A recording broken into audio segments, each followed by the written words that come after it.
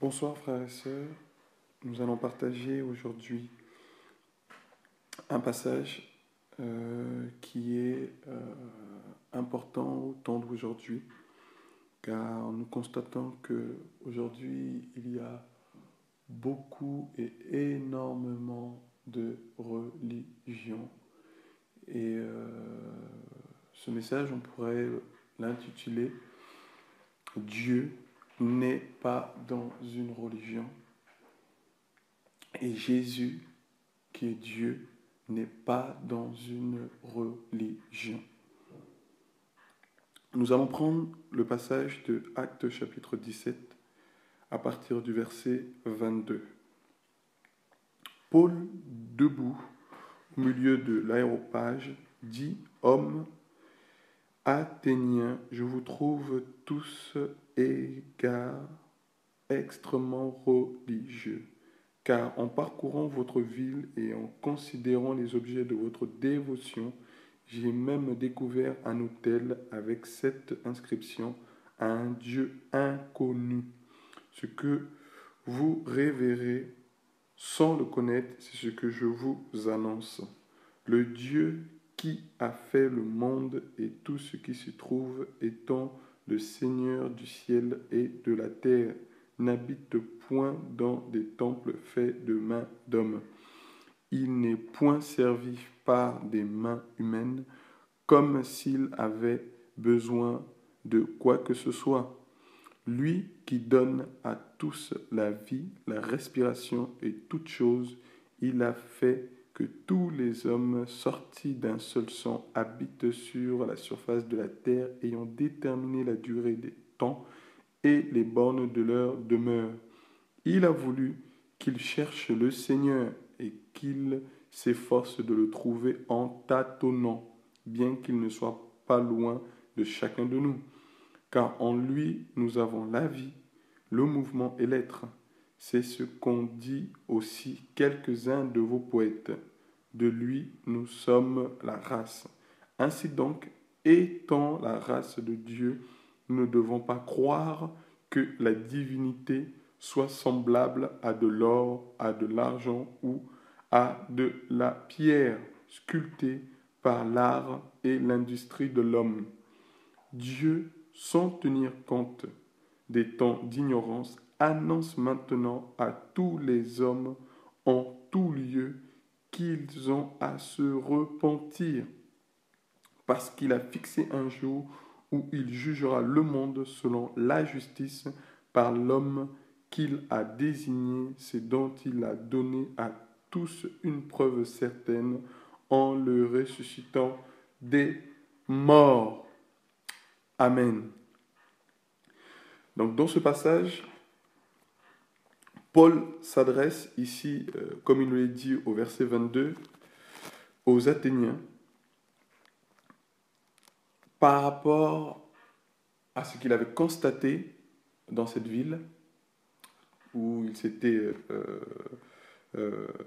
promené, où il avait parcouru, hein, comme il le dit au verset 23. Voilà, car en parcourant votre ville et en considérant les objets de votre dévotion, voilà ce qu'il raconte ici, Paul, c'est-à-dire que en marchant dans cette ville, en constatant un peu tout ce qui était dans cette ville, il va être extrêmement, comme il le dit, extrêmement étonné et va dire à ces hommes qui sont là en train de l'écouter, il va dire à ce peuple athénien qu'ils sont extrêmement religieux. Extrêmement religieux. C'est-à-dire qu'ils étaient arrivés à un niveau d'état de religieux totalement extrême. Extrême. Et pourquoi il va en donner un exemple ici au verset 23. J'ai même découvert un autel dans cette inscription à un Dieu inconnu. Ce que vous révérez sans le connaître, c'est ce que je vous annonce. Voilà, c'est qu'ils avaient tellement de dieux à cette époque qu'ils avaient même construit cette statue, voilà, et avec cette inscription, à un Dieu inconnu. tellement qu'ils avaient de Dieu, ils sont même partis jusqu'à à mettre à un Dieu inconnu. Voilà le problème. Et aujourd'hui, ce qu'il faut comprendre, ce que nous devons arriver à comprendre, et ce qui risque de choquer beaucoup, c'est que Dieu n'a jamais été et ne sera et n'est dans une religion. Bien aimé, ça peut nous choquer. Les personnes qui peuvent entendre cela peuvent être totalement choquées, refuser cette parole. Pourquoi? Parce que depuis notre tendre enfance, depuis un certain temps, eh ben, on nous a éduqués ainsi, on nous a instruits ainsi, on nous a enseigné ces choses, que Dieu était dans une religion. Et c'est pour cela que beaucoup peuvent dire que moi je suis né dans telle religion. J'ai grandi dans telle religion. Voilà le problème. Parce que mes parents, ma famille, voilà, a cette religion, donc automatiquement, ben voilà, je bénéficie de cette religion. Voilà le problème aujourd'hui. On a mis Dieu dans une boîte qu'on appelle religion et que nous constatons aujourd'hui qui amène énormément de divisions. Énormément de divisions. Énormément, bien aimé. Pourquoi? Simplement parce que cela vient de l'homme. Et c'est pour cela que ce passage, nous allons partager ensemble, nous allons essayer de le comprendre. Comme Paul s'est retrouvé en face de ces Athéniens, face à ces objets que les hommes avaient mis en place, comme aujourd'hui, bien aimés, nous sommes en train de constater de plus en plus d'hommes et de femmes se tourner dans la religion, en voulant chercher Dieu, mais en pensant que Dieu est dans une religion, alors que c'est totalement faux, bien aimés. Oui, c'est ça. Parce que si nous faisons un peu de recherche, nous pouvons constater que chaque religion a commencé à partir d'une date. Un exemple, la religion catholique a débuté en l'an 325 avec l'empereur Constantin lors du concile de Nicée. C'est là que la religion catholique est née. La naissance de la religion catholique. On voit bien qu'elle a commencé à un temps. Alors que la Bible nous dit que Dieu n'a ni commencement de vie. Donc, comment peut-on décider à partir d'un jour que c'est là que Dieu commence à marcher avec les hommes? Non, c'est faux, bien aimé. Voilà le problème.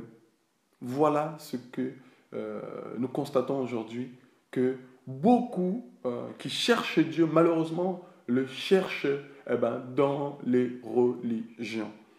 Et malheureusement, les religions amènent la division et communiquent la mort. Communiquent la mort. Et voilà ce que Paul va constater ici.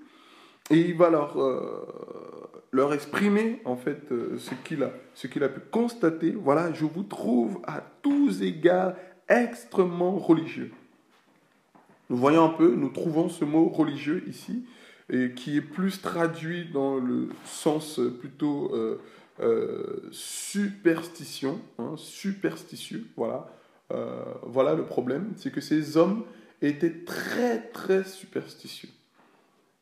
Donc, à cette époque-là, ils avaient un dieu pour tout. Il y avait le dieu pour la fécondité, il y avait le dieu pour la pluie, il y avait le dieu, voilà, pour chaque chose qui arrivait ou chaque chose qui découvrait, un dieu naissait. Voilà, un dieu naissait à chaque chose. Et c'était ça le problème. Parce qu'ils ne connaissaient pas Dieu, parce qu'ils voulaient, ils cherchaient, je pense, à cette époque Dieu, mais malheureusement, les hommes leur ont présenté simplement l'ouvrage de leurs mains. Voilà, c'est ça le problème. Et ils se sont tous enfermés dans cela. Et Paul va continuer en disant, voilà, j'ai trouvé même une inscription à un Dieu inconnu. Ce que vous révérez sans le connaître, voilà ce que je vous annonce. Voilà, bien-aimés. Ce message a pour but de nous aider à comprendre que Dieu n'est pas dans une religion, que ce que nous avons peut-être plus à adorer, pensons adorer, hein, pensons rendre un culte depuis des années et des années, eh bien non, ce n'était pas à Dieu. Voilà, ce n'était pas un Dieu, c'était à la fabrication d'un homme, à la fabrication d'une constitution d'un homme, de plusieurs hommes qui se sont réunis et qui ont mis en place voilà des choses telles que la religion. Et c'est déplorable de constater ça aujourd'hui. Donc, bien-aimés, soyons éclairés. Cherchons véritablement Dieu dans sa parole afin de le connaître. Et ici, voilà le Dieu véritable que Paul va présenter. Hein, au verset 24, il va dire que le Dieu qui a fait le monde et tout ce qui s'y trouve. Voilà, c'est ça que nous devons comprendre. Le véritable Dieu, le Dieu créateur, bien-aimés. Le Dieu qui a tout créé. Il n'y a pas un Dieu pour la pluie, il n'y a pas un Dieu pour la fécondité, il n'y a pas un Dieu pour l'amour. Non, Dieu a tout créé. Tout, bien-aimé. Le Dieu qui a fait le monde et tout ce qui s'y trouve. Donc tout ce que nous trouvons dans le monde, bien-aimé, les arbres, les animaux, les hommes, tout cela, Dieu l'a créé. Dieu a créé toutes ces choses. C'est lui le créateur de toutes choses, bien-aimé. C'est véritablement Dieu, le créateur de toutes choses, et tout ce qui s'y trouve, étant le Seigneur du ciel et de la terre. Et il va maintenant les amener à comprendre, bien-aimés, en disant, n'habite point dans des temples faits de mains d'hommes. Voilà le problème. Et ici, ce problème qu'il y avait, c'était que beaucoup, comme aujourd'hui, bien-aimés, ont construit des temples avec le nom de Dieu, en mettant Dieu dans ces temples, c'est-à-dire dans ces boîtes, en disant que Dieu est dedans. C'est pour cela que beaucoup pensent et se sentent obligés, forcés de continuellement aller dans un lieu en pensant que c'est dans ce lieu-là qu'ils vont recevoir la sainteté, que c'est en allant dans ce lieu-là qu'ils vont être purifiés. Voilà le problème. On a fait croire aux hommes depuis longtemps que Dieu était dans les temples faits de main d'homme. Non. Non, bien-aimé, non. Dieu est esprit, Dieu est partout à la fois. Dieu est omniprésent. On ne peut pas venir limiter Dieu en un lieu, en un monument, en ce que l'homme a pu construire. Jamais, bien-aimé, cela n'est pas possible. Et il faut que véritablement Dieu nous aide à comprendre cela. Que Dieu n'habite pas dans les temples faits de mains d'hommes. Voilà le problème. Et cela me fait penser à un homme qui aimait Dieu à son époque. David, je pense que nous le connaissons. David voulait à son époque aussi construire une maison pour Dieu. Comme si que Dieu avait besoin qu'on puisse lui construire une demeure. Bien-aimé, bien-aimé, réfléchissons un peu. Que les écailles tombent de nos yeux. Regardons dans Acte 7, au verset 46. David trouva grâce devant Dieu et demanda d'élever une demeure pour Dieu, pour le Dieu de Jacob. Voilà. David pensait vouloir bien faire, en voulant construire quelque chose pour Dieu. C'est-à-dire, voilà, une maison, quelque chose pour qu'on puisse toujours se souvenir de Dieu. Bien-aimé, Dieu veut que tous les hommes le connaissent.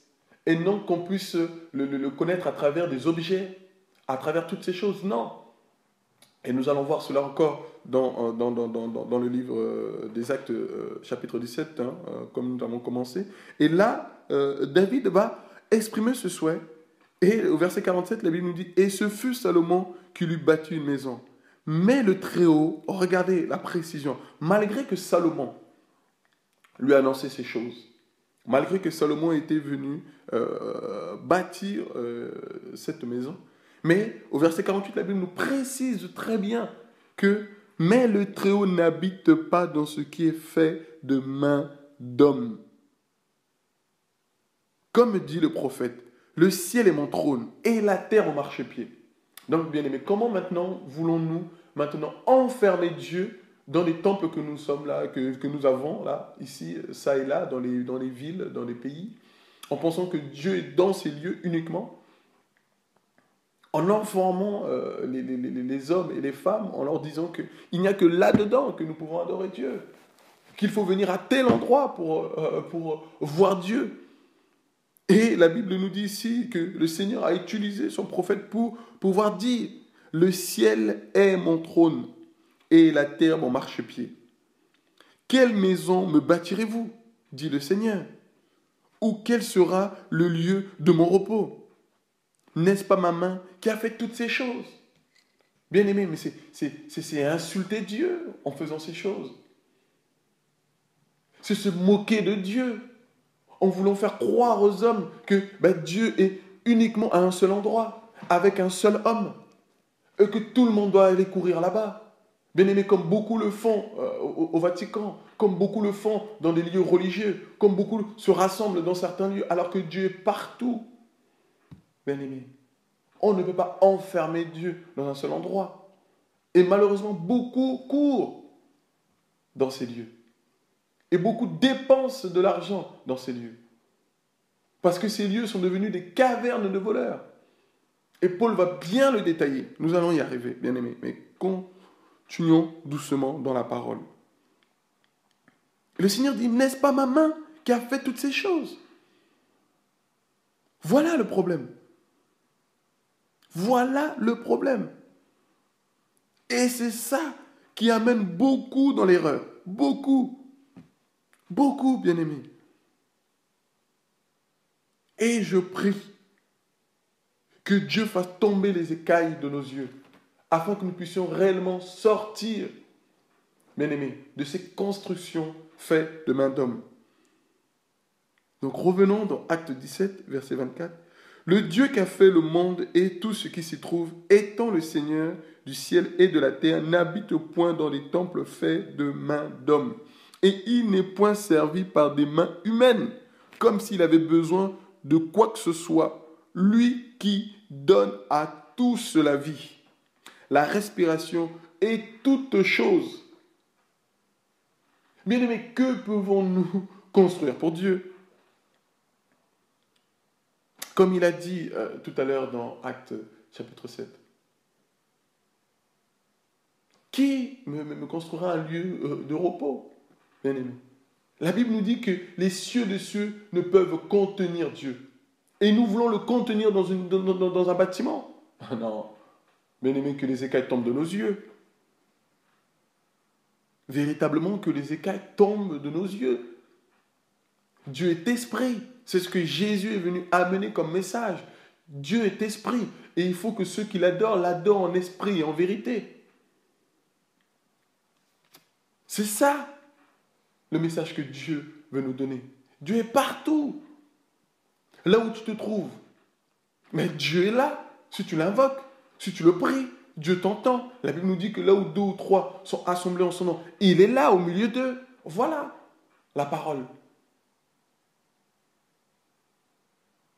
Mais on nous a tellement menti. On nous a tellement promené ça et là. On nous a tellement fait courir à gauche et à droite. Que Dieu est à tel endroit. Jésus l'a dit. Si on vous dit que je suis à tel endroit, n'y allez pas.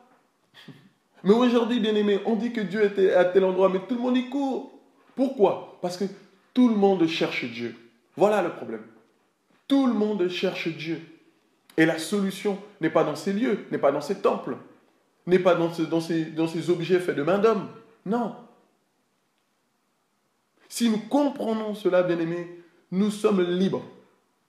Nous sommes réellement affranchis. Affranchis de quoi? Comme si que nous étions esclaves. Oui, mais nous sommes affranchis de la servitude des hommes. Affranchis de ces pensées et de ces philosophies qui nous ont enfermés, bien aimés, dans des bâtiments. Voilà le problème. en pensant rendre un culte à Dieu, bien-aimé, eh bien, on est totalement sorti de la voie de Dieu. C'est pour cela, bien-aimé, revenons à la parole de Dieu. Revenons à Dieu. Revenons à Dieu. Cette préfiguration que Dieu avait faite, c'est-à-dire avec ces temples, bien-aimés, c'était simplement pour faire comprendre que toi et moi, nous sommes le temple de Dieu. Dieu a toujours voulu habiter dans ce qu'il a créé, c'est-à-dire toi et moi.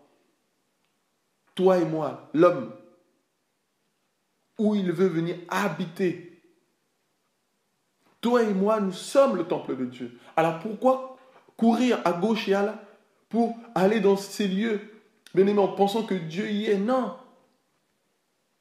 Tu peux te réunir, toi et ton frère, toi et ta famille, chez vous, partout où vous voulez, dans un parc. Vous pouvez prier votre Dieu. Dieu est partout.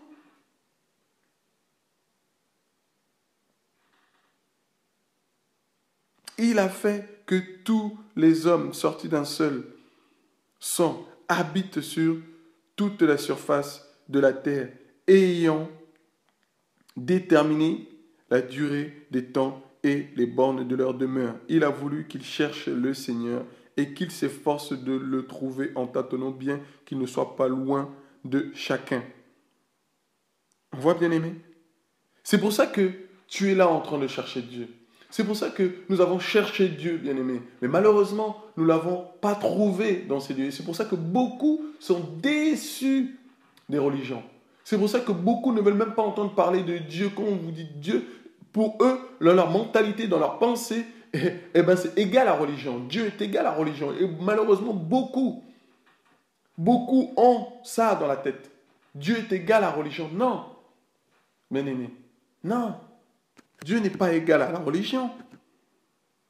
C'est les hommes qui ont créé la religion. Ce sont les hommes. C'est pour cela, bien-aimés, soyons éclairés, soyons véritablement éclairés, afin d'être délivrés. Dieu n'a jamais habité, bien-aimés, dans une religion. Et personne ne peut mettre Dieu dans une religion. Bien-aimés, que Dieu nous aide. Que Dieu nous aide. Et notamment, même ce terme religion, bien-aimé, est un terme qu'un homme avait utilisé pour la première fois qui s'appelle Cicéron. Voilà. C'est lui qui a sorti ce mot-là, religion, qui vient en latin de religio. Voilà, c'est lui. Voilà, c'est lui. C'est lui qui a mis cela en place, bien-aimé. Alors que le mot religion que nous trouvons dans la Bible ne fait pas rapport à cela. Ici, Paul, en utilisant le mot extrêmement religieux, exprime ici, en fait, cette pensée de superstitieux. Superstitieux. Bien-aimé, superstitieux. C'est-à-dire qu'ils n'avaient même pas confiance en Dieu. Ils s'attachaient à des idoles, à ce qu'ils avaient construit. Comme aujourd'hui, beaucoup sont superstitieux, bien-aimés. Ont des gris-gris, ont des pendentifs, d'autres ont des habits fétiches, quand je mets tel habit, ben, il me porte bonheur, il me porte chance. Voilà, les gens cherchent Dieu. Voilà, ils sont superstitieux, bien-aimés. Tu leur donnes un chiffre, ben voilà, ils vont s'attacher à ce chiffre. Voilà, pareil. Ils vont avoir peur de passer sous des échelles. Voilà, ils sont superstitieux. Le monde est tombé dans la superstition. Voilà, tout simplement parce qu'ils cherchent Dieu. Mais comme Paul le dit ici, il le cherche en tâtonnant. Voilà. Il a voulu qu'il cherche le Seigneur. Voilà, Dieu a toujours voulu que l'homme cherche Dieu. Pourquoi? Parce qu'il lui a mis en lui la pensée de l'éternité. Tout homme, bien-aimé, tout homme cherche Dieu. D'autres le cherchent dans les religions, d'autres le cherchent dans les hommes. Donc, en fait, tous ceux qui disent qu'ils ne sont pas croyants, bien-aimés, eh bien, tout le monde croit. Voilà. Il y en a qui croient aux hommes. Voilà, il y en a qui croient même en eux-mêmes, simplement qu'en eux-mêmes. Donc, tout ce qu'ils disent, toute leur pensée, toute leur philosophie, voilà, c'est à que cela qu'ils croient. Voilà, ils ne veulent pas croire aux autres, non. C'est que tout ce qu'ils disent, ben voilà, c'est ça qui est vrai. Voilà, mais ils croient. Ils croient en leur pensée, ils croient en leur philosophie. Ils croient en ce que les hommes ont mis en place. Ils sont là en train de croire à la science. Voilà, toutes ces choses. On croit. Mais c'est la croyance. Et après, on nous dit qu'on ne croit pas. Non, on croit. Mais on ne veut pas croire au Créateur. C'est ça le problème. On préfère croire à la créature que au Créateur. Et c'est pour cela que Paul dit qu'il s'efforce de le trouver. Qui? Dieu. En faisant quoi? En tâtonnant. Voilà le problème. Ce que beaucoup tâtonnent. Ils ne touchent pas, ils sont là juste, ils touchent des bouts des doigts, ils tâtonnent. Et en tâtonnant comme ça, eh ben, on essaie de trouver une forme. Voilà, c'est ça le problème. On essaie de trouver une forme, on essaie de se trouver une image voilà, qui peut nous représenter Dieu. Voilà, c'est pour ça que beaucoup ont des photos, des représentations de Dieu, beaucoup ont des statues, tout cela. Voilà, Paul, on va le développer tout à l'heure, toutes ces choses. Voilà, il le cherche. Il le cherche. En tâtonnant, bien qu'il ne soit pas loin de chacun de nous. Voilà. Dieu n'est pas loin de nous, bien-aimés. Dieu n'est pas loin de nous.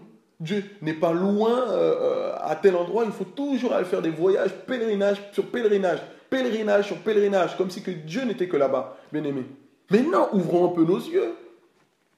Ouvrons un peu nos yeux, bien-aimés. Dieu n'est pas fixé à un seul lieu. Et c'est ça l'erreur que l'homme nous a fait croire. Et en faisant ces choses, en faisant ces pèlerinages sur pèlerinage, ils sont en train de nous dépouiller, de nous escroquer. Voilà. Avec leur commerce, c'est du commerce. Totalement, c'est totalement du commerce.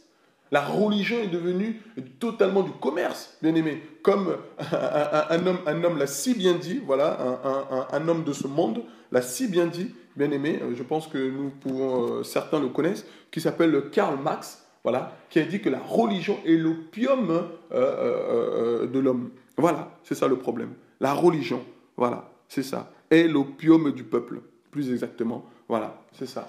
C'est-à-dire que l'opium, qui est une drogue, voilà, hein, amène les hommes, voilà, hein, cette religion amène les hommes, la religion est comme une drogue pour ce peuple.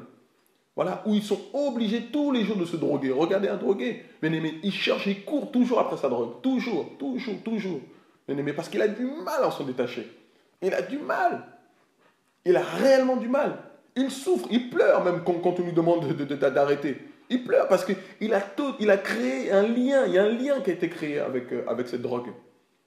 Qui passe maintenant par le sang. Bien aimé, c'est ça le problème. C'est ça le problème. Beaucoup sont attachés à la religion. Attachés à cette religion. Et cet homme l'a bien décrit, bien aimé. Que la religion, voilà, est l'opium. Est l'opium du peuple. Beaucoup cherchent cela. Beaucoup cherchent cela. Et c'est ça le problème. C'est ça réellement le problème. Que Dieu ouvre nos yeux afin de comprendre, bien aimé. L'opium, voilà. La religion est totalement devenue une drogue. Et regardez, même encore, si vous faites des recherches sur l'opium, hein, ce que l'opium a comme effet, en fait, hein, l'opium a pour effet, en fait, hein, notamment d'amener la somnolence chez les consommateurs. Voilà. C'est-à-dire la religion a pour but de t'amener à t'assoupir, à te faire dormir. Voilà. C'est pour ça que tu es mort, tu n'es pas réveillé. Voilà le but de la religion. C'est-à-dire à te maintenir, à t'endormir, à ce que tu ne puisses pas voir les réalités de Dieu. Voilà. Ça vient te jeter un voile pour que tu dormes, te mettre totalement dans les ténèbres afin que tu ne voies point la lumière. Voilà le problème de la religion. Et malheureusement, beaucoup sont assoupis, beaucoup dorment, et beaucoup sont morts, bien aimés. Parce que le sommeil et la mort, au niveau de Dieu, c'est ça, c'est la même chose. Voilà. Quelqu'un qui est mort, c'est quelqu'un qui dort. Quelqu'un qui dort, c'est quelqu'un qui est mort. Et on le voit aujourd'hui. Beaucoup de religions, bien aimées, amènent les gens à la mort. À la mort. À la mort. Et ils ont du mal à s'en détacher. Parce que c'est devenu une drogue. C'est devenu une drogue. Mais oui. Cet opium que Karl Marx parle, c'est ça. Où beaucoup sont attachés à ces drogues, attachés à ces drogues. Et ils trouvent tous les moyens pour pouvoir consommer cette drogue. Comment regardez comment Paul va décrire ces choses. Car, au verset 28, car en lui nous avons la vie, le mouvement et l'être, c'est ce que dit aussi quelques-uns de vos poètes, non? De lui nous sommes la race. Ainsi donc, étant la race de Dieu, nous ne devons pas croire que la divinité soit semblable à de l'or. Voilà le problème. Voilà. Nous ne devons pas croire que la divinité est semblable à de l'or, à de l'argent ou à de la pierre sculptée par de l'art et de l'industrie des hommes. Voilà le problème. C'est qu'on nous a fait croire ces choses. Que Dieu se trouve dans les statues de Marie, les statues de Jésus, les statues de la croix, voilà, les statues, voilà, tellement de statues, tellement de statues. Voilà le problème. Voilà le problème, bien-aimés. La religion nous a amenés dans ces choses. Nous a totalement amenés dans ces choses, dans la superstition, dans la mort, dans le culte aux statues. Voilà. On rend des cultes à des statues, bien-aimés. Mais quand tu parles à une statue, est-ce que la statue peut te répondre? La statue peut te répondre? Non. Pourquoi? Parce que la statue, c'est toi qui l'as fait de tes propres mains. Ce sont les hommes qui l'ont fait. Et les industries, et tout ce que les industries font. Voilà, regardez un peu. Voilà, la religion est tellement devenue un commerce, bien-aimé, qui ne se différencie pas des commerciaux, des commerces que nous voyons aujourd'hui. C'est-à-dire, voilà, ils sont devenus une industrialisation de leurs produits. C'est-à-dire, voilà, aujourd'hui, nous trouvons des médicaments pour guérir les cœurs.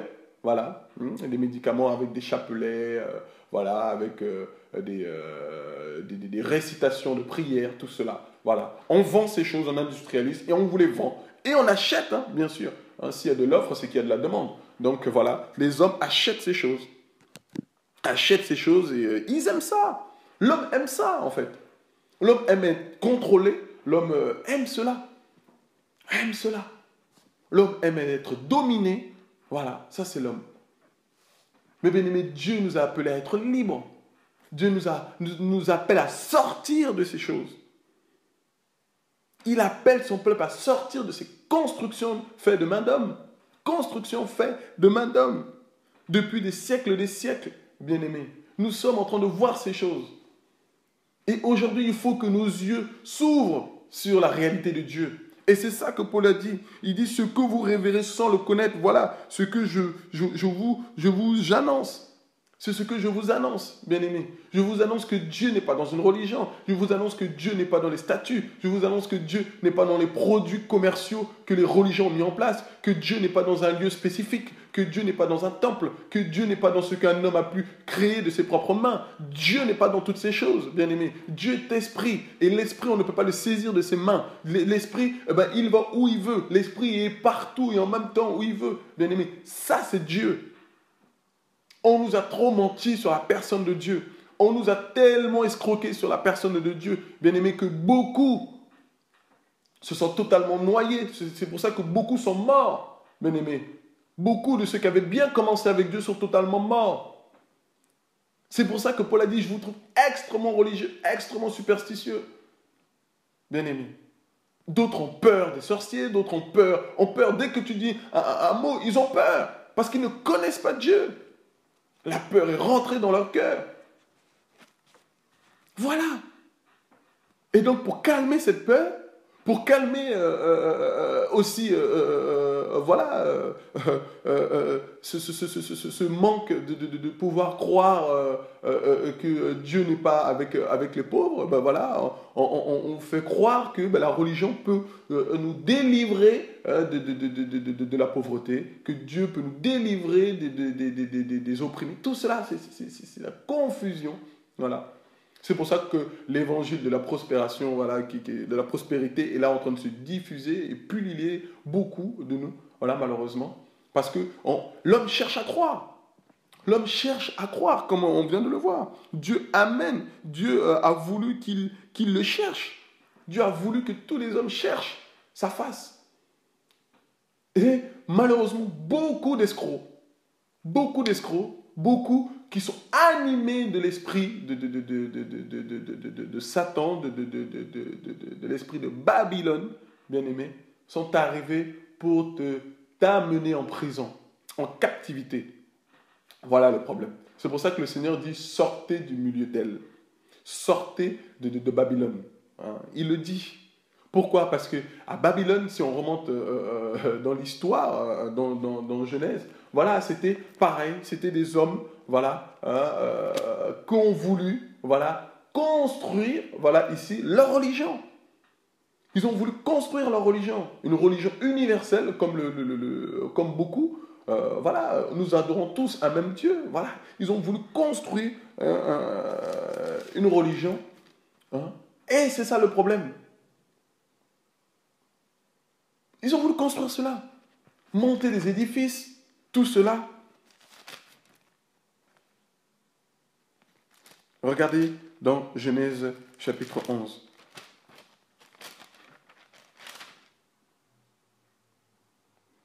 Toute la terre avait une seule langue et les mêmes mots. Comme ils étaient partis de l'Orient, ils trouvèrent une plaine du pays de Shinéar et ils y habitèrent. Ils se dirent les uns l'un à l'autre, allons, faisons des briques et cuisons-les au feu. Et la brique leur servit de pierre et la bitume leur servit de ciment. Ils dirent encore, allons, bâtissons-nous une ville. Voilà, bâtissons-nous une ville. Voilà, il y a des villes, c'est des villes totalement religieuses. Voilà, bâtissons-nous une ville et une tour dont le sommet touche au ciel et faisons-nous un nom, afin que nous ne soyons pas dispersés sur la face de la terre. L'Éternel descendu pour voir la ville et la tour que bâtissaient les fils des hommes. Et l'Éternel dit, voici, ils forment un seul peuple et ont tous une même langue. C'est là ce qu'ils ont entrepris. Voilà les entreprises que beaucoup ont commencé, bien aimés. Alors que Dieu a voulu répandre sa parole partout dans le monde, ben eux, non, ils disent que c'est à un seul endroit et tout le monde doit venir à cet endroit. Voilà, c'est ça. Et maintenant, rien ne les empêcherait de faire tout ce qu'ils auraient projeté, allant, descendant et la confondant leur langage afin qu'ils n'entendent plus la langue les uns des autres. Et l'Éternel les dispersa loin de la surface de toute la terre et ils cessèrent de bâtir la ville. C'est pourquoi là on appela du nom de Babel. Voilà, nom de Babel, car c'est là que l'Éternel confondit le langage de toute la terre et c'est là que l'Éternel les dispersa sur la face de toute la terre. Alléluia, voilà le problème. Et aujourd'hui, beaucoup sont en train de reconstruire la tour de Babel, bien aimé. Beaucoup, je nous dis la vérité, beaucoup sont en train de reconstruire la tour de Babel pour nous enfermer, pour t'enfermer dedans. Voilà, qu'on appelle religion, pour t'enfermer dedans. Et Dieu nous demande de sortir de Babylone. Sortez du milieu d'elle, sortez. Pourquoi? Parce que Babylone a mis des choses en place, bien aimé. Babylone a mis des choses en place. Et nous allons le voir dans Apocalypse 18, à partir du verset 1er, nous allons lire cela. Après cela, je vis descendre du ciel un autre ange qui avait une grande autorité et la terre fut éclairée de sa gloire. Il cria d'une voix forte disant, elle est tombée, Babylone la grande, elle est devenue une habitation de démons, un repère de tous les esprits impurs, un repère de tout oiseau impur et odieux, parce que toutes les nations ont bu du vin du fureur de sa débauche, que les rois de la terre se sont livrés avec elle à la débauche, et que les marchands de la terre se sont enrichis par la puissance de son luxe. Et j'entendis du ciel une autre voix qui disait, sortez du milieu d'elle, mon peuple, afin que vous ne participiez point à ses péchés et que vous n'ayez point de part à ses fléaux, car ses péchés se sont accumulés jusqu'au ciel et Dieu s'est souvenu de ses iniquités. Payez-la comme elle a payé et rendez-lui au double selon ses œuvres. Dans la coupe où elle a versé, et versez-lui au double. Autant Elle s'est glorifiée et plongée dans le luxe, autant donné-lui de tourments et de deuil, parce qu'elle dit en son cœur, je suis assise en reine, et je ne suis point veuve, et je ne verrai point de deuil. À cause de cela, en un même jour, ces fléaux arriveront, la mort, le deuil et la famine, et elle sera consumée par le feu, car il est puissant le Seigneur Dieu, qui l'a jugé. Voilà, bien-aimés. Et nous voyons ce qu'il s'est passé, c'est que Babylone, voilà, ces lieux, ces religions, bien-aimés, sont devenus une habitation de démons, où les démons se réunissent, où les démons travaillent puissamment, et c'est devenu un repère de tous les esprits impurs, où, bien-aimés, les différents esprits sont réunis, les esprits de débauche, les esprits de nicotine, des esprits d'adultère, tous ces esprits impurs, bien-aimés, d'impudicité, tout cela, ils sont remplis que de cela.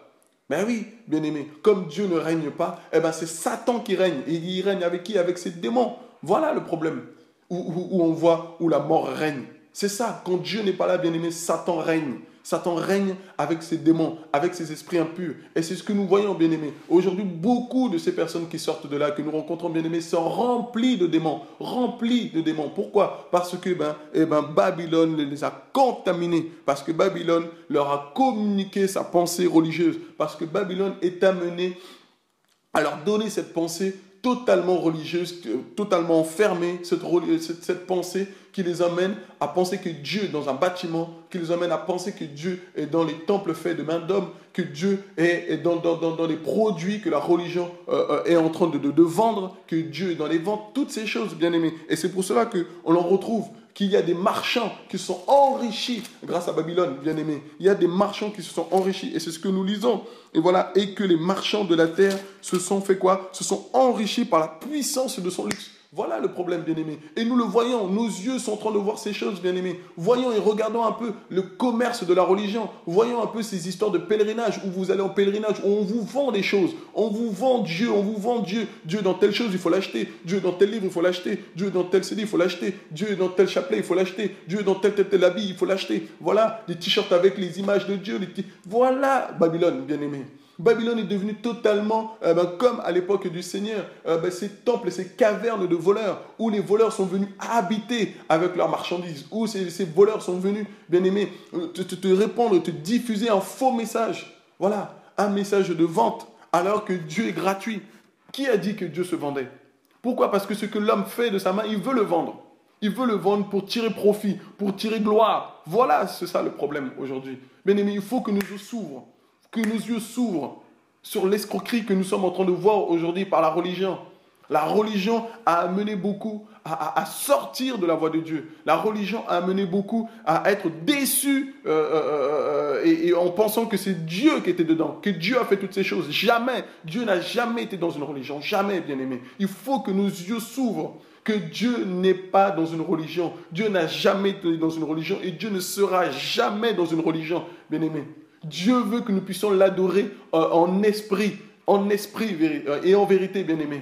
Car tu es le temple de Dieu, car tu es véritablement le temple de Dieu. Et c'est ça que nous devons comprendre. Et à cette époque aussi, et encore aujourd'hui, nous le constatons, bien-aimés, que les rois, voilà ce qui se passe, les gouverneurs, tous ceux qui dirigent les pays, ça et là, bien-aimés, se sont alliés avec le fer et l'argile. Voilà, c'est ça, le fer et l'argile qui se sont mêlés. C'est-à-dire, voilà ici, c'est-à-dire la religion et la politique, bien-aimés, se sont mêlés. Voilà, ils ont bu, voilà, les rois, les gouverneurs de la terre ont bu du vin de sa fureur et de sa débauche, que les rois de la terre se sont livrés avec elle à la débauche. Voilà, bien-aimés. Regardez lorsqu'il y a des gros événements religieux, regardez comment les gouverneurs, regardez comment les hommes, des grands hommes de ce pays se réunissent avec ces religieux. Bien-aimés, c'est le mélange entre le fer et l'argile, que nos yeux s'ouvrent, bien-aimés, que Jésus va venir détruire, que cette pierre, bien-aimés, sans le secours d'aucune main, va venir, bien-aimés, renverser la religion et la politique, venir renverser ces alliances humaines. Jésus viendra, bien-aimés, par la puissance de sa parole,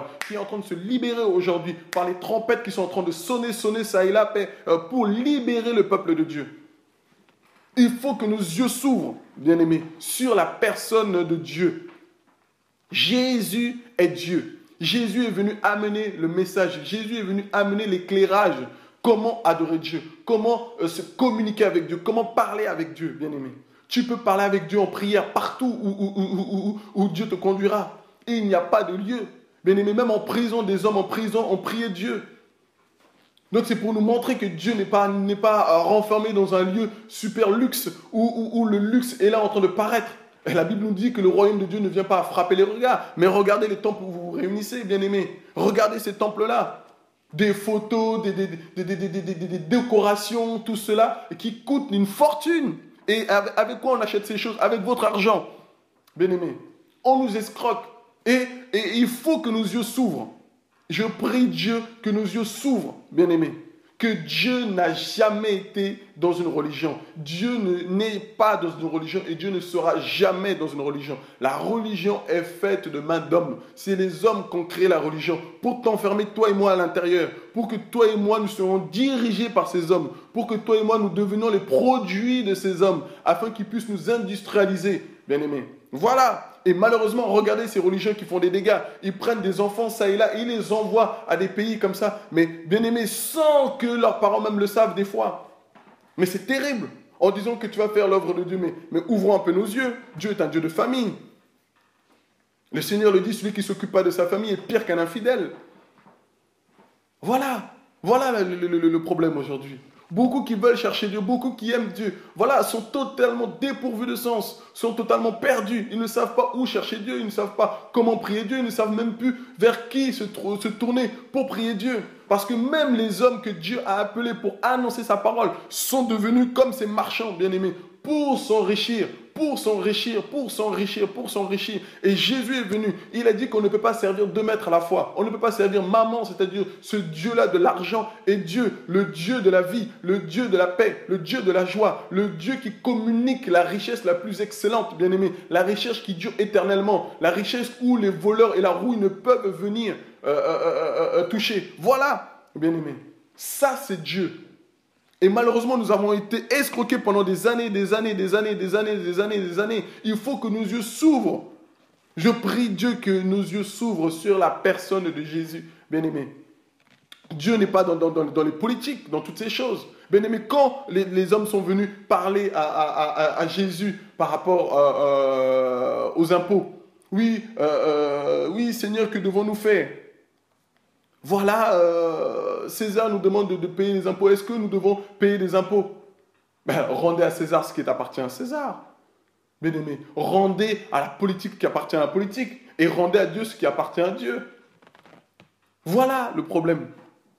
Et aujourd'hui, nous avons mélangé les choses. Des hommes qui sont appelés à annoncer le message de Dieu vont annoncer un message politique, vont annoncer un message des hommes, vont annoncer un message philosophique, vont annoncer un message qui n'est même plus le message de Dieu. Voilà, pourquoi? Parce qu'ils sont perdus eux-mêmes, parce qu'ils ne savent pas qui ils servent réellement, parce qu'ils sont totalement troublés, bien-aimés. Ils cherchent à faire de l'humanisme, ils cherchent à faire toutes ces choses que les hommes ont mis en place, au lieu de chercher à annoncer la vérité, au lieu de chercher à annoncer la lumière, qui seule peut éclairer les hommes de cette terre, qui seule peut amener la paix où il y a la guerre, qui seule peut amener la joie là où il y a la tristesse, qui seule peut amener, bien-aimé, la vie là où il y a la mort. Voilà le message que nous devons annoncer, c'est de présenter le Dieu et l'unique seul, bien-aimé, qui peut nous communiquer la vie et le mouvement et l'être. Voilà, c'est lui qui peut nous annoncer toutes ces choses. Bien-aimé, que nos yeux s'ouvrent, que nos yeux s'ouvrent, que nos yeux s'ouvrent. Dieu n'est pas dans l'or, Dieu n'est pas dans l'argent, Dieu n'est pas dans les pierres sculptées par l'art et l'industrie de l'homme. Voilà, c'est ce que beaucoup nous ont fait croire. Et Paul le dit ici, bien-aimé, Paul le dit, nous ne devons pas croire que la divinité, c'est-à-dire que nous ne devons pas croire que Dieu est dans ces choses, que Dieu soit semblable à de l'or. Dieu n'est pas semblable à de l'or. Regardez les grands hommes qui se disent de Dieu sont remplis d'or. Sont remplis d'or pour montrer quoi? Pour montrer simplement la richesse de maman. Voilà, c'est cela. Pour montrer la richesse de maman. Dites-moi qu'est-ce que Jésus a présenté comme or quand il est venu sur terre. Montrez-moi un passage où Jésus a présenté sa richesse. Bien-aimé, la seule richesse qu'il a présentée, c'était la richesse du royaume. C'est la richesse du royaume, c'est cette richesse-là qui nous sauve. C'est cette richesse-là où nous trouvons la paix, la réjouissance. Bien-aimé, et malheureusement, beaucoup de ces hommes qui trouvent la richesse de ces hommes, mais ils ne sont même pas heureux. Regardez la plupart de ces hommes qui sont riches dans ce monde ne sont pas heureux. Ils cherchent la paix, ils cherchent la joie. Ils ne la trouvent pas parce que Satan leur a menti. Satan ment à beaucoup d'hommes qu'avec l'or et l'argent, tu peux être heureux. Qu'avec l'or et l'argent, tu peux te réjouir. C'est faux, mon frère et ma soeur. Que nos yeux s'ouvrent. Que réellement nos yeux s'ouvrent. Que réellement nos yeux s'ouvrent. Je nous en prie que réellement nos yeux s'ouvrent. Et Paul va le dire. Regardez ce qu'il va dire dans 2 Corinthiens chapitre 6. Voilà. Il va dire, voilà, comme pauvres et nous enrichissons plusieurs. Voilà. Comme n'ayant rien et nous possédons toutes choses. Voilà. C'est ça, bien-aimé, c'est ça le véritable serviteur. C'est ça le véritable serviteur. On pense que tu es pauvre, oui, de façon physique, mais nous enrichissons beaucoup. Comment? Nous enrichissons beaucoup avec l'or le plus excellent, l'or qui ne périt pas, c'est-à-dire Dieu lui-même, c'est-à-dire Jésus-Christ de Nazareth. Celui qui trouve Dieu, trouve son trésor, bien-aimé, trouve le véritable trésor. Comme celui qui a trouvé un or, il va aller vendre son champ, il va aller tout vendre, bien-aimé, parce qu'il a trouvé l'or le plus excellent. Bien-aimé, c'est ça que nous devons annoncer. Nous devons annoncer ce qui sauve. Ce qui sauve, bien-aimé. La religion ne sauve pas. Les reliques ne sauvent pas. Les chapelets ne sauvent pas. Les statues ne sauvent pas. Les photos ne sauvent pas. Les hommes ne sauvent pas. Jésus-Christ de Nazareth seul sauve. Le Dieu qui est venu se révéler au milieu des hommes, lui seul sauve, bien-aimé. Où vous avez vu un homme, bien-aimé, avant sa mort, qui a annoncé sa mort et sa résurrection? Aucun homme, aucun prophète l'a fait, bien-aimé. Il n'y a que Jésus-Christ de Nazareth, le véritable Dieu, pour nous amener à croire à la résurrection après la mort, bien-aimé. C'est cela le message que nous devons annoncer aux hommes. Qui n'est pas prêt aujourd'hui? Quel homme riche n'est pas prêt à donner de l'argent pour avoir une longue vie, bien-aimé? Alors que Jésus nous accorde la vie éternelle gratuitement. Bien-aimé, tu ne peux pas acheter la vie éternelle. La vie éternelle est gratuite. Et je te la propose, je te l'offre parce que mon Dieu me l'a donnée. Et bien, je te la donne en même temps. Accepte simplement Jésus et tu auras la vie éternelle. Et c'est gratuit. Tu n'auras rien à payer. Jésus l'a dit. Et il le dit. Et cette parole que nous avons foi, que si tu meurs, tu vivras. Voilà. C'est ça le message, bien-aimé. Ne nous écartons pas en allant chercher à faire de la politique. Ne nous écartons pas en allant faire de l'humanisme. Ne nous écartons pas en allant faire comme les gens de ce monde, bien-aimé. Ne nous conformons pas au siècle présent. Je nous en prie, bien-aimé. Beaucoup ont bien commencé, mais beaucoup ont mal fini. Beaucoup se sont laissés corrompre. Beaucoup se sont laissés distraire. Beaucoup se sont laissés totalement diluer, bien-aimé, diluer leur message avec de l'eau dans leur vin. Donc, il n'a même plus le goût de la vigne, bien-aimé. C'est ça le problème. C'est ça le problème. Il ne procure plus la vie. Et nous devons revenir à l'essentiel. Nous devons revenir au message véritable qui est Dieu, qui est Jésus-Christ de Nazareth. Lui et lui seul sauve. Bien-aimé, lui et lui seul sauve les hommes de ce monde. La religion ne te sauvera pas. Les pèlerinages que tu vas enchaîner gauche et à droite ne te sauveront pas de ton péché. Seul Jésus peut te délivrer de ton péché. Bien-aimé, comprenons ce message, je nous en prie. Dieu n'est pas dans une religion. Nous sommes le temple de Dieu. Dieu nous a appelés à être son temple. Il le dit dans 2 Corinthiens chapitre 6. Dans 1 Corinthiens, chapitre 6, la Bible nous dit que ne savez-vous pas que vous êtes le temple du Saint-Esprit? Ne le savez-vous pas, bien-aimé? Ne le sais-tu pas que tu es le temple du Saint-Esprit? Ne savez-vous pas que vous êtes, que votre corps est le temple du Saint-Esprit qui est en vous, que vous avez reçu de Dieu et que vous ne vous appartenez pas à vous-même? Car vous avez été rachetés à un grand prix. Glorifiez donc Dieu dans vos corps et dans votre esprit qui appartiennent à qui? Aux hommes? Non. Qui appartiennent à une religion? Non. Qui appartiennent à des statuts? Non. Mais qui appartient à Dieu et à lui seul, bien-aimé. Voilà le message que nous avons reçu pour annoncer aux hommes. Tout homme doit comprendre qu'il a été bâti de Dieu. Ne savez-vous pas que vous êtes le temple de Dieu et que l'Esprit de Dieu habite en vous? Voilà le message que nous avons reçu, bien-aimés. Voilà le message que nous avons reçu et dont nous ne devons pas nous sortir de ce message. Dieu, sans tenir compte des temps d'ignorance, annonce maintenant à tous les hommes, en tout lieu, qu'ils ont à se repentir. qu'ils ont à se repentir parce que, bien aimé, ils ont commis des péchés ça et là. Ils se sont détournés de la voie de Dieu. Le péché, c'est quoi? C'est la désobéissance, simplement. C'est la désobéissance à la parole de Dieu. C'est de pouvoir se mettre dans la compromission. C'est de pouvoir totalement se laisser diluer par un faux message, bien aimé. Il faut revenir. La repentance, c'est quoi? C'est le changement de mentalité. C'est métanoïa. C'est de revenir sur le véritable chemin qui est Jésus-Christ de Nazareth. Jésus vient se présenter comme le chemin, la vérité et la vie. Nous devons revenir sur ce chemin, bien aimé. Si tu sais que tu t'es égaré en allant dans les religions, si tu sais que tu t'es égaré en allant servir des hommes ça et là, si tu sais que tu t'es égaré en allant faire des pèlerinages à gauche et à droite, si tu sais que tu t'es égaré en allant acheter ces commerces de ces religieux, reviens à Dieu, change de mentalité, accepte la vérité qui te libère, la vérité qui t'amène à servir le véritable Dieu, lui et lui seul, lui qui t'a appelé dès ta naissance, lui qui nous a appelés dès la fondation du monde, c'est lui, bien-aimé, qui nous appelle à le servir. Dans la vérité, dans la sainteté, dans la pureté, bien-aimé, lui seul peut nous purifier. Les objets que tu peux acheter ne te purifieront jamais. Tout ce que tu peux acheter, tout ce qu'un homme pourra te dire, qui pourra purifier ton cœur, tout cela, les cures d'âme, tout ça ne te purifieront pas, mon ami. Mais Dieu seul, sa parole seule nous purifie. Nous devons revenir à la parole de Dieu. Nous devons revenir véritablement à Dieu. Dieu, sans tenir compte des temps d'ignorance, annonce maintenant à tous les hommes en tout lieu qu'ils ont à se repentir parce qu'il a fixé un jour où il jugera le monde selon la justice par l'homme qu'il a désigné, ce dont il a donné à tous une preuve certaine en le ressuscitant des morts. Voilà le message, bien-aimé. Voilà le message. Et Dieu nous a donné cette preuve par Jésus-Christ de Nazareth. Dieu nous l'a donné. Je t'en prie, mon frère. Je t'en prie, ma sœur. Dieu n'est pas dans une religion. Nous avons cherché Dieu et nous nous sommes trompés. Aujourd'hui, la religion est simplement Babylone, que Dieu te demande de sortir de là. Dieu te demande de sortir de là parce que la religion amène la division, que nos yeux s'ouvrent. Regardez comment les religions divisent les hommes. Tu es pentecôtiste, tu es baptiste, tu es évangélique, tu es catholique, tu es tout cela, et tu es islamique, tu es tout cela. Tout ne peut pas prier ensemble parce que la religion t'amène la division. Là où la division, bien-aimé, Dieu n'y est pas. Là où la division, Dieu n'y est pas. Bien-aimé, le seul message qui nous a été annoncé, c'est Jésus-Christ de Nazareth. Le Messie qui devait venir délivrer l'homme. Délivrer l'homme de quoi? L'homme de la servitude. La servitude de quoi? Du péché, de la religion, des hommes, tout cela. Jésus est venu nous libérer. Jésus est venu nous détacher de tous ces liens, bien-aimés. Et c'est pour cela que nous devons revenir à lui, revenir à notre libérateur, revenir à notre créateur. C'est lui qui nous appelle depuis la fondation du monde. C'est lui qui t'appelle à revenir à lui. Parce que c'est lui qui nous a créés. C'est lui le créateur que beaucoup cherchent.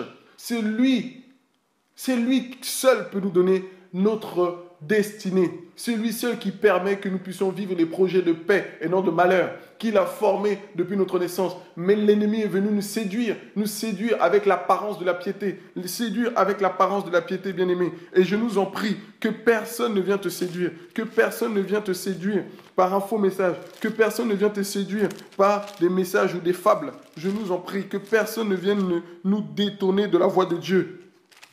Dieu nous aime. Dieu veut que nous puissions être sauvés, bien-aimés. Je nous en prie. Et Paul va le dire.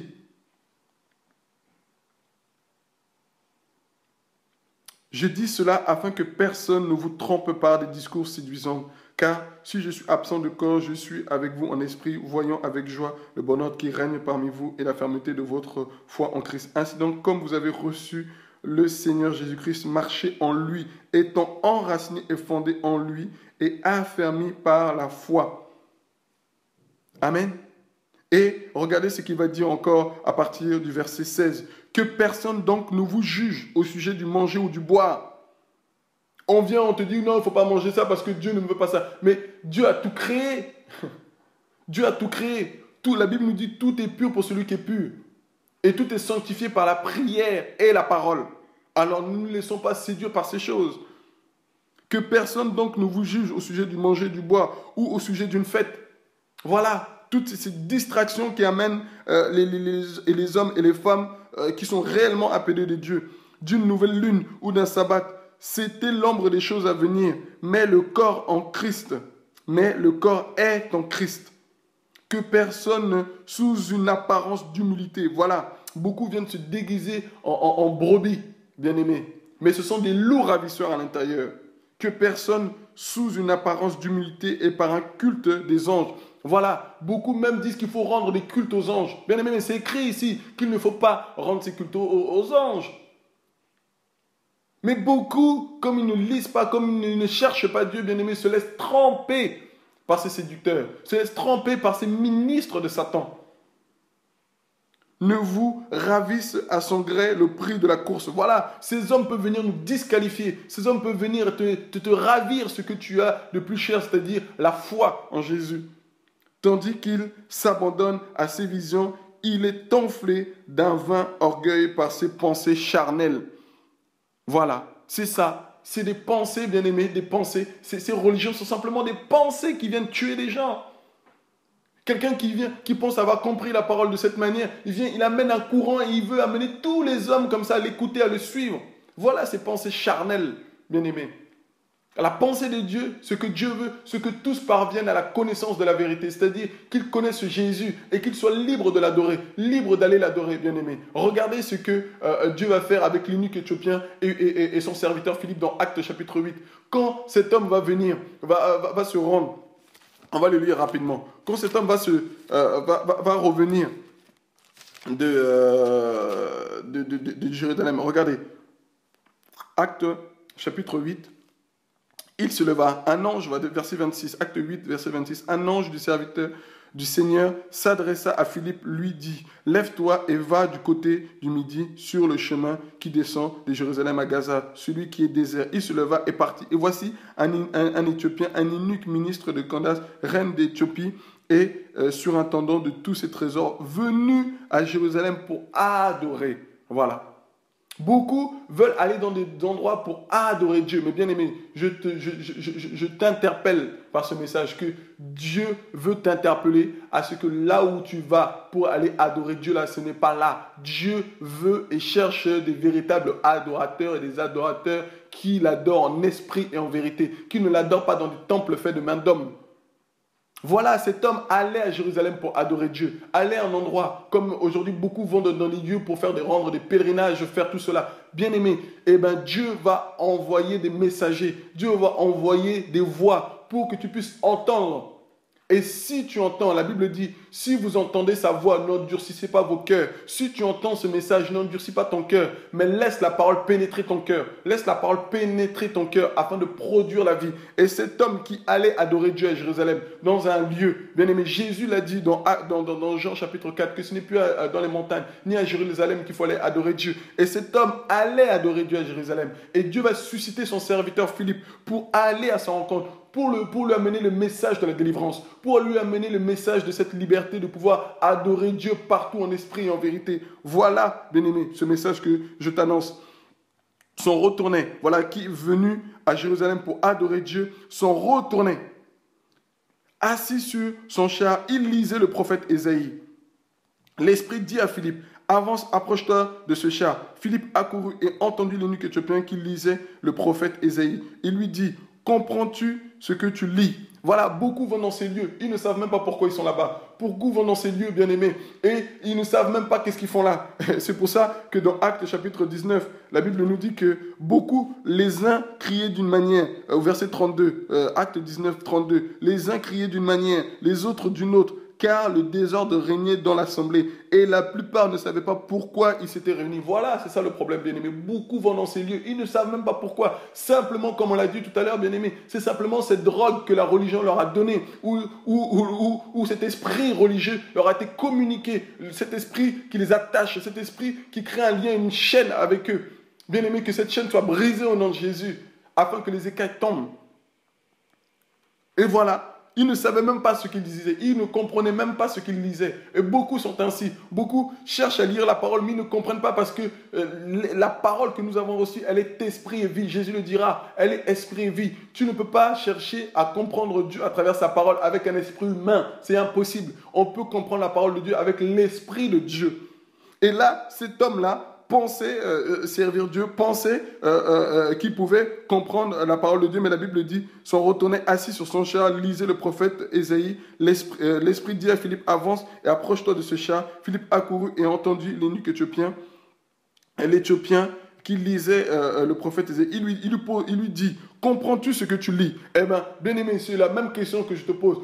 Comprends-tu ce que tu es en train de faire? Est-ce que tu sais que la religion, là, ce n'est pas de Dieu? Est-ce que ce que ces hommes sont en train de t'annoncer, est-ce que c'est réellement de Dieu? Tout cela, il faut que tu comprennes. Est-ce que tu comprends ce que tu es en train de faire?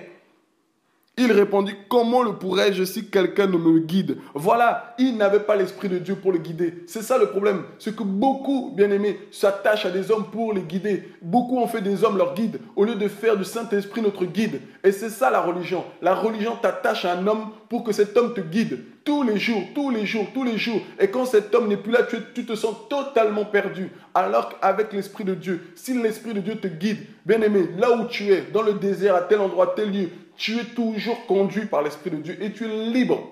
Voilà le message. Et il invita Philippe à monter et à s'asseoir avec lui. Le passage de l'Écriture qu'il lisait était celui, il a été mené comme une brebis à la boucherie et comme un agneau muet devant celui qui le tend. Il n'a point ouvert la bouche dans son humiliation, son jugement a été levé et sa postérité qui la dépeindra, car sa vie a été retranchée de la terre. L'eunuque dit à Philippe, je te prie, de qui le prophète parle-t-il ainsi? Est-ce de lui-même ou de quelqu'un d'autre? Alors Philippe, ouvrant la bouche, bien aimé, des bouches vont s'ouvrir. Des bouches vont s'ouvrir pour amener la lumière. Des bouches vont s'ouvrir pour amener la délivrance de ces hommes et ces femmes qui cherchent réellement Dieu. C'est pour cela, mon frère et ma soeur, si tu entends ce message, ben laisse ce message pénétrer ton cœur afin que tu sois libre. N'aie pas peur de sortir de ces religions. N'aie pas peur de ta famille qui t'a retenu dans cette religion. N'aie pas peur. Dieu est le véritable Dieu qui n'est point dans une religion. Si tu veux réellement être sauvé, si tu cherches réellement la vie éternelle, eh ben, tu ne la trouveras jamais dans une religion. Et quand Dieu viendra, il viendra appeler ses enfants qui ont véritablement été affranchis par l'Esprit de Dieu. Bien-aimé, c'est pour cela, je te prie, ne te laisse pas tromper par les messages des hommes. Alors Philippe, ouvrant la bouche et commençant par ce message, lui annonçant la bonne nouvelle de Jésus. Comme ils continuaient leur chemin, ils rencontrèrent de l'eau et l'eunuque dit, voici de l'eau, qu'est-ce qui empêche que je ne sois baptisé? Philippe dit, si tu crois de tout ton cœur, ben mon frère, si tu crois de tout ton cœur au Seigneur Jésus, eh ben cela est possible, ta délivrance est possible, ta libération est possible, ta guérison est possible.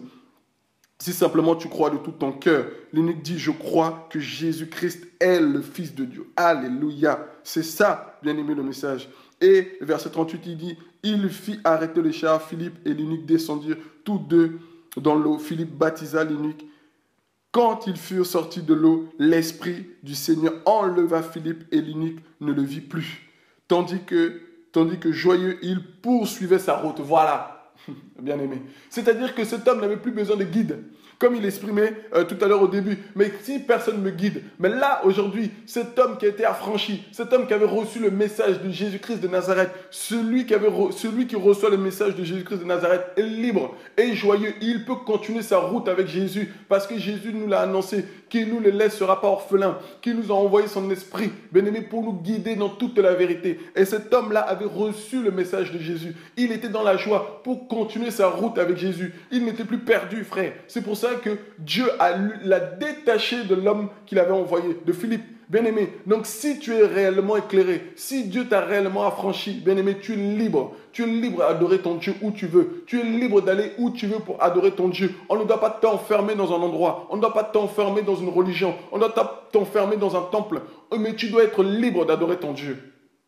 C'est ça la vérité. Et cet homme était dans la joie, bien-aimé. C'est ça le royaume de Dieu. Le royaume de Dieu produit la justice, la joie et la paix, bien-aimé. C'est ça, il avait reçu le royaume dans son cœur. Il était libre de pouvoir continuer sa route. Il était libre de pouvoir continuer son chemin avec Jésus. Il était libre de pouvoir marcher sur ce chemin de la vérité et d'avoir accès à la vie.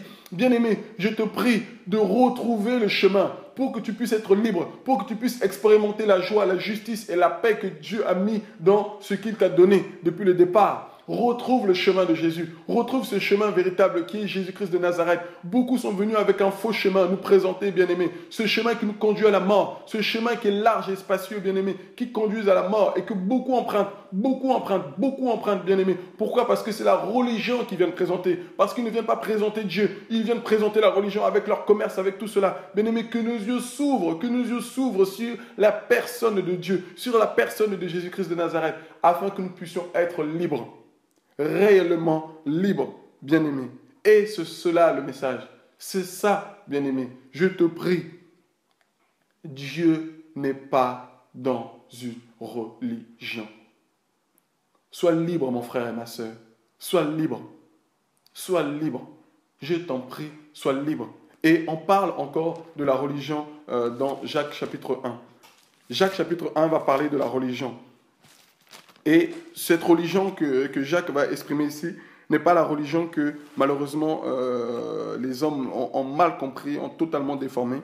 Il le dit à partir du verset 26 dans le chapitre 1. « Si quelqu'un croit être religieux sans tenir sa langue en bride, mais en trompant son cœur, la religion de cet homme est vaine. » La religion pure, voyez ici, la religion pure, c'est-à-dire ce qui nous amène réellement à Dieu, pas la superstition que nous avons vue tout à l'heure. Si quelqu'un est extrêmement religieux, comme Paul l'a exprimé tout à l'heure dans Actes chapitre 17, la religion qui est ici, là, c'est simplement le fait de pouvoir croire en Dieu, c'est-à-dire un culte ici, voilà, c'est-à-dire le culte pur que nous pouvons rendre à Dieu. Le culte pur que nous pouvons rendre à Dieu est sans tâche devant Dieu notre Père, consiste à visiter les orphelins et les veuves dans leur affliction et à se préserver de la souillure du monde. Voilà. C'est-à-dire de s'aimer les uns et les autres, comme le Seigneur Jésus nous l'a recommandé. Et de pouvoir ne pas participer aux œuvres des ténèbres. C'est-à-dire de ne pas souiller le temple que nous sommes, bien-aimés, parce que nous sommes le temple du Saint-Esprit. Et comme on l'a lu tout à l'heure dans Corinthiens 6, que notre corps ne nous appartient pas à nous-mêmes. C'est cela le message. C'est cela le message. Bien-aimés, que nous soyons éclairés. Que nous soyons éclairés. Et là, même le mot religion, là, ici, n'a aucune dénomination. Ce n'est pas la religion catholique, ce n'est pas la religion, c'est la religion de Dieu. La religion pure. Voilà. Ne déformons pas la parole de Dieu, bien-aimé, avec nos interprétations. Laissons la parole à Dieu et que son esprit nous éclaire afin de ne pas nous laisser emporter à tout vent de doctrine. Bien-aimé, revenons à la parole pure qui nous délivre et qui nous libère. Bien-aimé, je te prie et j'espère et je crois que réellement tu comprends et que nous avons compris que Dieu n'est pas dans une religion. Que Dieu n'est pas dans une religion. Ce que Dieu veut, c'est être dans nos cœurs. Dieu cherche simplement nos cœurs, bien-aimés. Bien-aimés, Dieu cherche à habiter avec nous dans nos cœurs. Dieu veut habiter avec son peuple. Dieu veut réellement habiter avec son peuple. Donc je te prie, je nous en prie, et je prie que Dieu puisse affranchir son peuple. Ceux qui sont appelés à louer, à l'adorer, à le servir, puissent être délivrés de ce joug de la religion. Au nom de Jésus-Christ de Nazareth. Que toute la gloire revienne à Jésus. Bon courage et à bientôt. Au revoir.